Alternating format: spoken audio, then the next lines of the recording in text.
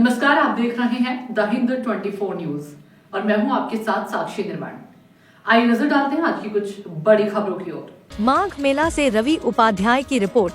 प्रयागराज की माघ मेला क्षेत्र में इन दिनों बड़े से बड़े महाराज का आगमन हो रहा है, जो बड़ा विषय है प्रयागराज में। माघ मेला क्षेत्र में हमारे साथ हैं संतोष दास जी सतुआ बाबा जी के परम साथी काल भैरव महाराज जी। आइए जानते हैं क्या कहा माघ मेला क्षेत्र में कल्पावास श्रद्धालुओं और साधना के बारे में क्या कहा। चैनल पर उत्तर प्रदेश स्टेट हेड सुशांत त्रिपाठी से। प्रयागराज में इन दिनों माघ मेला का आगाज शुरू हो चुका है। पहला स्नान भी हो चुका है। भारी संख्या में साधु संत भी आ गए, श्रद्धालु भी आ गए हैं। आज हमारे साथ है बड़े महाराज काल भैरव महाराज जी। उन्हीं से चर्चा का विषय होगा, उन्हीं से बात ही करेंगे। नमस्कार, आप देख रहे हैं द हिंद 24 न्यूज। मैं सुशांत त्रिपाठी, वाइस स्टेट उत्तर प्रदेश। आज हम प्रयागराज के माघ मेला क्षेत्र में हैं, जहाँ मेरे साथ हैं महाराज काल भैरव महाराज जी। उन्हीं से बात करेंगे कैसा लग रहा है, कैसा स्नान था, क्या व्यवस्थाएं थी, आम जनमानस को, श्रद्धालुओं को क्या कहना चाहते हैं। जी महाराज जी, दंडवत। देखिए, मैं तो पहले मीडिया प्रभारी सुशांत त्रिपाठी जी को, मिश्रा जी को, शुक्ला जी को, सभी को ढेर शुभ आशीर्वाद देता हूँ, जो कि आप देश विदेश में हमारा प्रचार प्रसार सनातनी भाइयों का कर रहे हैं। इस महामाघ का जो महात्मा है, 75 वर्ष बाद ऐसा नक्षत्र योग आया, जो कि ये महामाघ लिखा गया, नहीं माघ रहता था, इसमें महामाघ, जैसे महाकुंभ है उसी प्रकार महामाघ। तो महाकुंभ में शाही स्नान होता था, तो उसमें हमारे परम पूजनीय योगी जी ने कहा कि ये शाही हटा करके अमृत स्नान किया जाए, तो हम लोग अमृत स्नान उसको मनाए। इस बार महापर्व में जिस प्रकार महाकुंभ में शाही स्नान होता था, इस वर्ष हम लोग 18 तारीख को शाही स्नान न कर अमृत स्नान करेंगे। पर्व स्नान, अमृत पर्व स्नान।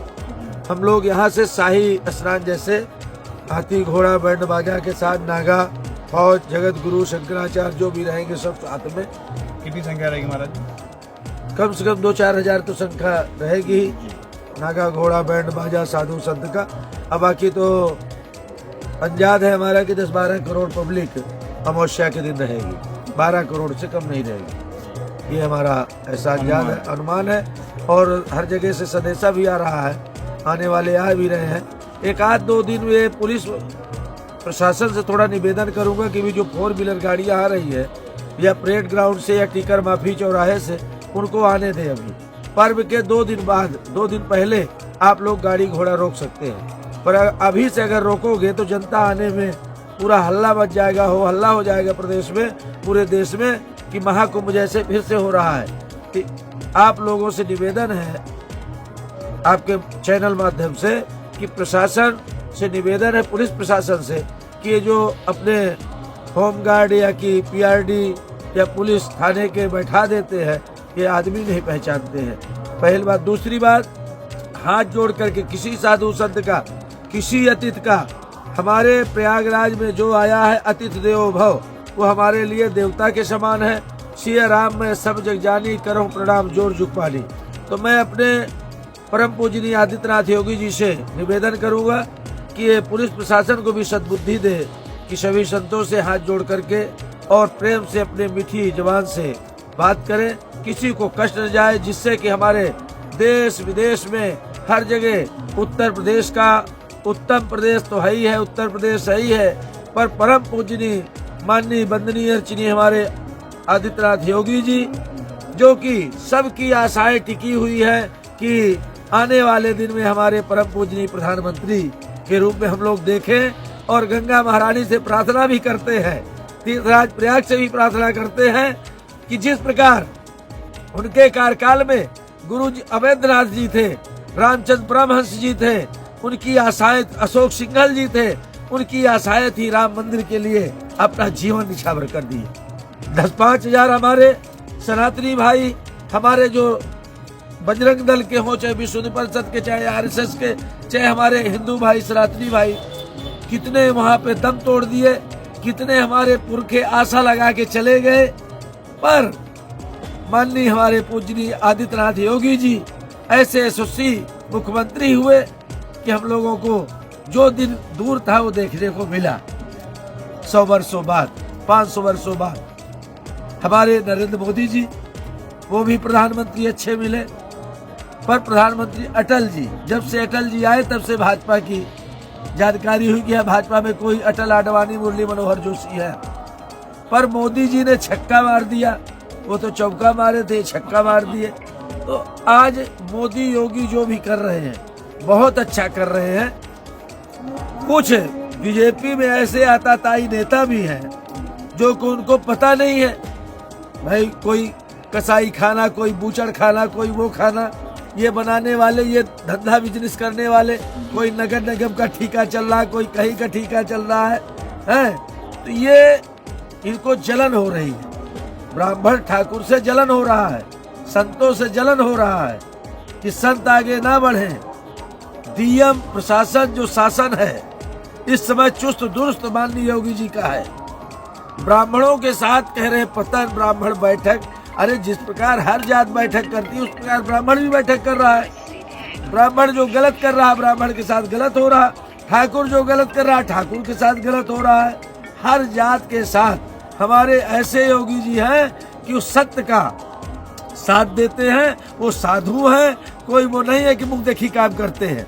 ये तो हमारा आपका विषय है, देखने में नजरिया है कि वो ठाकुरवादी है, वो ब्राह्मणवादी है, वो चमारवादी है, वो अवसरवादी है। ये वादी वाला नहीं है, वो संत है। संत एक निगाह से सर्वे भवन्तु सुखिनः, उनके लिए पूरा प्रदेश पूरा देश बराबर है।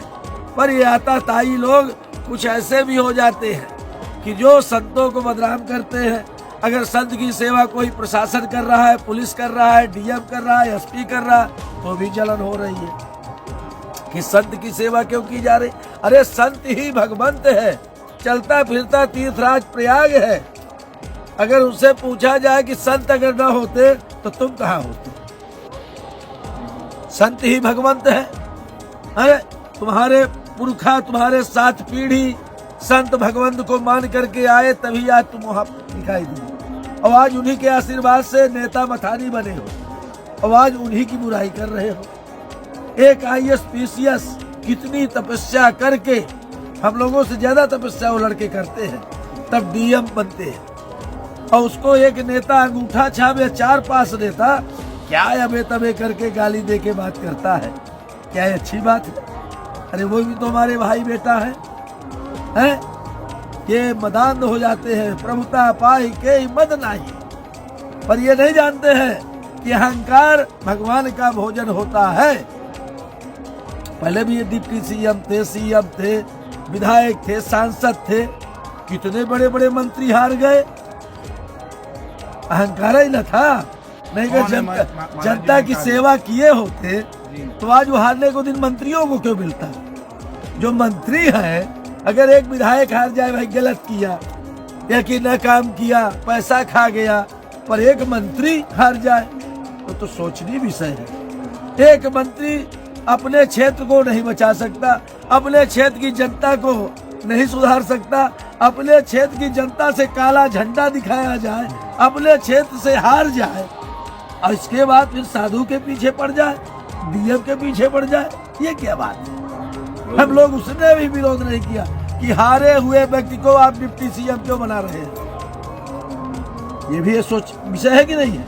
हम लोग रात दिन बीजेपी के लिए मर रहे हैं, रात दिन सनातन धर्म के लिए मर रहे हैं, चुनाव लड़वाते हैं, जो हमसे टकराता है उसको हराते भी हैं, और हारने के बाद उसको प्रधानमंत्री बना दिया जाए, ये भी विषय है। तो अहंकार तो होगा कि मर जाए, लड़ते लड़ते चुनाव लड़े, पैसा खर्च करे, रात दिन मरे, तब जीते, तब तो मंत्री प्रधानमंत्री बने। और बिना जीते न हारे में अगर मंत्री बन जाए तो काहे की लड़ाई भैया? पैसे की लड़ाई है।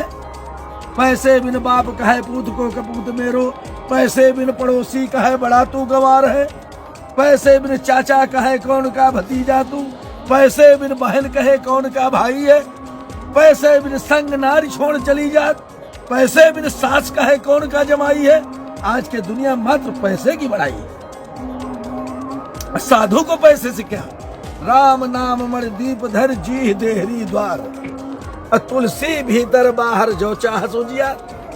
साधु को पैसे की क्या? उसके बाद तो राम नाम की मड़ी है। तुमको जाना पड़ेगा बूचड़ खाना, तुमको जाना पड़ेगा 10% टैक्स लेने, तुमको जाना पड़ेगा रोड का टैक्स लेने तुमको जाना पड़ेगा, स्वास्थ्य का टैक्स लेने तुमको किसी हर विभाग का 16 विभाग का टैक्स लोगे, नेता हो चाहे मथानी हो कोई भी हो, परसेंट लेंगे। हम लोगों को क्या परसेंट से भैया, हमारे तो राम परसेंट है। और उसमें भी कोई विरोध अगर हमारे जगत गुरु या कि शंकराचार्य या धर्माचार्यों के खिलाफ अगर कोई बोलता है तो हम लोग तो भी बोलेंगे भाई, डोलेंगे। तो महाराज यहाँ एक सवाल उठता है कि जो भी इस तरह के कृत्य हार रहे हैं, उसके बावजूद पद पे बने हैं, वो क्या करना चाहते हैं? ये बिल्कुल नहीं होना चाहिए, ये तो सनातन धर्म के खिलाफ है। और ये भी हाथ जोड़ के मेरा निवेदन है, अगर जो भी चुनाव लड़े मैदान में जीते उसे पद दिया जाए। अगर चुनाव हार गया है तो कोई पहलवान नहीं है, उसे पद भी नहीं मिलना चाहिए। फिर तैयारी करे, अपना उतना प्रयास करे, जनता से प्रेम बनाए, तब हम जान ले कि हाँ भाई ठीक है। और ऐसे आप करते रहे और फिर रोज गाली खाते रहे, रोज संतों की बुराई होती रहे, क्या मतलब है? जिसके लिए जनता ने त्रसित होकर के चुनाव हरवाया, जिसके लिए जनता ने काला झंडा दिखाया, आज वही दिन देखने को फिर मिल रहा है। तो ये किसकी देन है? ये नरेंद्र मोदी की देन है, अमित शाह की देन है और हमारे परम पूज्य योगी जी की देन है। नहीं ये दिन सुनने को न मिलता, न देखने को मिलता। जिस प्रकार आम जनता आया करके प्रयागराज में गंगा में गोता लगाती है, बड़े बड़े सांसद, बड़े बड़े विधायक, एसपी, कमिश्नर, पिता उनके, वो भी यहाँ कल्पवास कर रहे हैं। महाराज श्री, यहाँ का राजा कोई डीएम नहीं है, यहाँ का राजा कोई मुख्यमंत्री नहीं है, यहाँ का राजा कोई शंकराचार्य नहीं, यहाँ का राजा तीर्थराज प्रयाग है। यहाँ 33 करोड़ देवी देवता आते हैं। यह यज्ञ भूमि है, यह कुंभ भूमि है।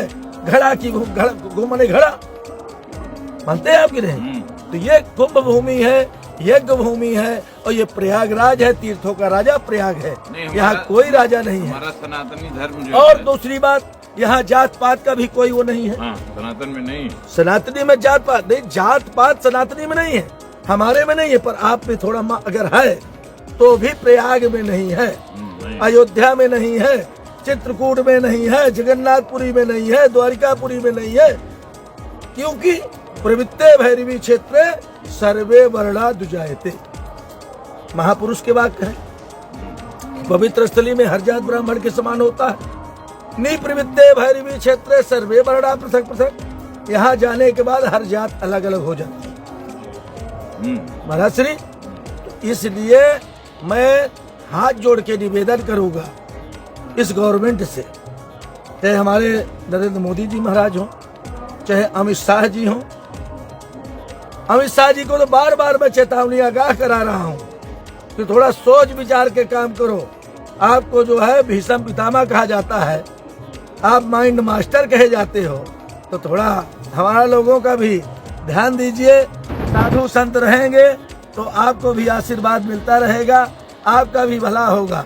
और इसी तरह अगर हम लोगों को गाली दिलवाएंगे और इसी तरह चुनाव हार हार के सबको जिताएंगे तो हम लोग तो परेशानी हो जाएंगे। इसलिए मैं हाथ जोड़ के निवेदन करूंगा मोदी जी से और अमित शाह जी से और अपने परम पूजनीय आदित्यनाथ योगी जी से कि सनातनी या कि साधु संतों के बीच में टिप्पणी न की जाए। अगर करना है तो आपस में समाजवादी हो चाहे बीएसपी हो चाहे वो पार्टी करिए, उसमें साधु में न लपेटिए, न किसी अधिकारी पे लपेटिए। जो लड़ाई लड़ना है आमने सामने लड़िए ना भाई। आपकी लड़ाई है, किसी से व्यक्ति विशेष लड़ाई हो, उसका आप सामने लड़ाई करिए।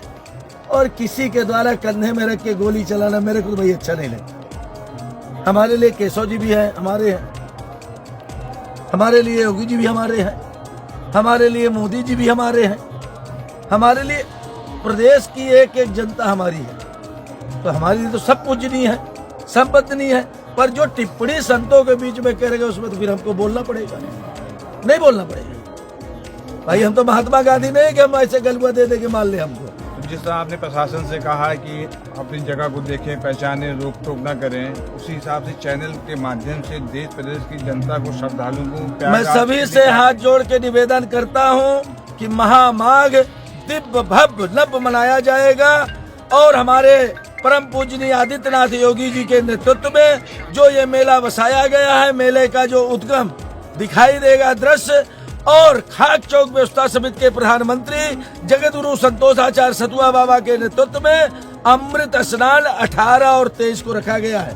9 तारीख को जगत गुरु रामानंदाचार्य की जयंती और 10 तारीख को जन्मोत्सव जन्मस्थली है, जिसमें हमारे परम पूजनीय आदित्यनाथ योगी जी 10 तारीख को कैंप में आएंगे और संतों के बीच सभा करेंगे और अपने प्रशासन को भी अमावस्या तक के लिए आगाह करेंगे कि कैसे जनता को बसाना है, कैसे उनको स्नान कराना है। अपने शासन प्रशासन से बात करेंगे। चैनल पर परिचय दीजिए महाराज जी। महंत भैरव दास, राष्ट्रीय कोतवाल खाक चौक व्यवस्था समिति, चित्रकूट प्रयाग। कह सकते हैं कि महाराज जी कहते हैं कि जो भी इस तरह के कृत्य करता है, अधिकारियों से गलत भाषा में बात करता है, वो क्षम्य योग नहीं है। ये तीर्थराज प्रयागराज है, जो अपना में बड़ा विषय है, ये धर्म की नगरी है। इसको ध्यान दें, शब्दों पर ध्यान दें और आप अपने किसी भी मातहत को परेशान न करें। आप देख रहे हैं द हिंद 24। मैं सुशांत त्रिपाठी, रवि उपाध्याय, देवेश शुक्ला के साथ प्रयागराज। धन्यवाद। देखते रहिए द हिंद 24 न्यूज।